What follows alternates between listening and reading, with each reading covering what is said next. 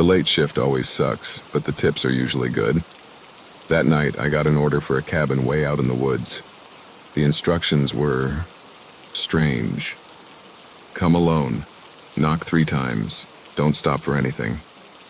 The drive was eerie. The woods grew darker the further I went. My GPS cut out, but eventually I saw it. The cabin. It looked ancient, with strange carvings around the doorframe. I knocked 3 times, like the note said. The door creaked open slightly, and a man stood in the shadows. His face was hard to see, but his presence was heavy.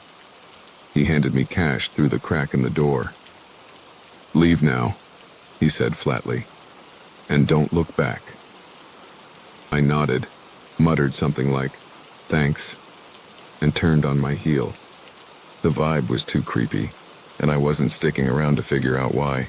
I climbed back into my car, shoved the cash into my pocket, and started driving down the narrow dirt road. The trees felt closer now, like they were leaning in. My headlights barely cut through the thick shadows. I kept glancing in my rearview mirror, half expecting to see something, or someone, behind me. But the road stayed empty. I let out a shaky breath and focused on getting back to town. Then it happened. A loud pop, followed by a sickening crunch. The car jolted, and I struggled to keep it on the road. I pulled over and got out, my flashlight trembling in my hand. The front tire was completely flat. Not just flat, ripped to shreds, like someone had slashed it. My stomach sank. I checked the other tires, and my heart nearly stopped. 2 more were flat, both in the same condition. I stood there in the eerie silence, the woods around me unnaturally still. No wind, no insects, just silence. I grabbed my phone to call for help, but of course, there was no signal. That's when I heard it. Footsteps. Slow, deliberate, crunching on the gravel behind me. "Hello?" I called out, spinning around, my flashlight beam shaking wildly. "Is someone there?" Nothing. Just trees and shadows. I tried to stay calm and walked back to the car, locking the doors as soon as I got inside. My heart was racing. I told myself it was just animals, or maybe my imagination. But then, in the rearview mirror, I saw him. The man from the cabin. He was standing in the middle of the road, perfectly still, staring at my car. "No, no, no, no," I whispered, fumbling with the keys, trying to start the car even though I knew I couldn't drive on 3 flats. The engine roared to life, and I slammed on the gas. The car lurched forward, tires screeching against the gravel. I glanced in the mirror again, but he was gone. For a moment I thought maybe I'd imagined him, but then a shadow darted past my window, and something slammed against the back of the car. Hard. I screamed and pressed the gas pedal to the floor, the car groaning under the strain. I didn't care about the tires anymore. I just needed to get away. The road ahead was twisting, narrow, and unforgiving, but I kept pushing forward. Then another man appeared in front of the car, standing in the middle of the road. I swerved to avoid him, the car skidding dangerously close to the ditch. When I looked back, he was gone. I finally made it to the main road, the tires barely holding on. I didn't stop until I reached the gas station on the edge of town. I stumbled out of the car shaking and ran inside, rambling to the clerk about what had happened. "Whoa, slow down," the clerk said. "Where'd you say you were?" "That old cabin in the woods, near the back road," I stammered. The clerk's face went pale. "Nobody's lived out there for years. That place burned down a decade ago." I froze, my blood running cold.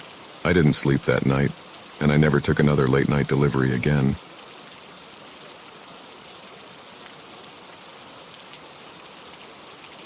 Working at a pizza shop in a small town, you get to know everyone. That's why when we got an order for the Fairview Motel, it immediately stood out. No one's supposed to be there. It's been abandoned for years after some horrific murders. I laughed nervously when Cindy, my manager, handed me the receipt. "You're joking, right? That place is haunted. Just drop it and go. Easy money." Reluctantly, I grabbed the pizza and drove out there. The motel looked worse than I'd imagined. The sign barely flickered, casting an eerie glow, and the parking lot was empty except for this rusted car, its windows fogged over. Room 106. That's where the order was for. I walked up to the door, which was slightly open. Hello? Pizza delivery. The room was dark, lit only by a dim lamp in the corner. A man sat in a chair facing away from me. His posture was unnatural, like his head was hanging too low. You can leave it on the table, he said. I hesitated, but I set the pizza down. You gotta pay. Slowly, he lifted his arm and placed some coins on the table. When I picked them up, they were ice cold, almost wet. I turned to leave, but before I stepped out, he spoke again. You should be more careful. My heart skipped. I froze for a moment, not sure if I should respond, and then I bolted. As I stepped out of the room, I glanced over my shoulder. The man hadn't moved. I slammed the door shut and rushed to my car, my hands shaking as I fumbled for the keys. The rusted car in the parking lot, it caught my attention again. This time I noticed something I hadn't before. The fogged-over windows weren't just fogged. There were handprints on the inside, smeared down as if someone had been desperately trying to get out. I started the engine and sped out of there, the motel growing smaller in my rearview mirror. My head was spinning. Who orders pizza to an abandoned motel? And why didn't he seem human? When I got back to the shop, Cindy laughed when she saw my face. What? Did the boogeyman get you? I shook my head and placed the coins he'd given me on the counter. Cindy picked one up and frowned. Where'd you get this? It's sticky. I looked closer and realized the coins weren't just wet. They were stained with something dark and thick, like old blood. That was it. I quit on the spot. I didn't even wait for my last paycheck.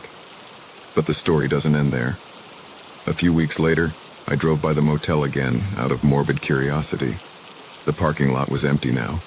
No rusted car, no sign of anyone. But when I glanced at room 106, the door was open, and the dim lamp was still flickering inside. And standing just inside the doorway was the same man. His head hung low, but this time, I swear he was smiling.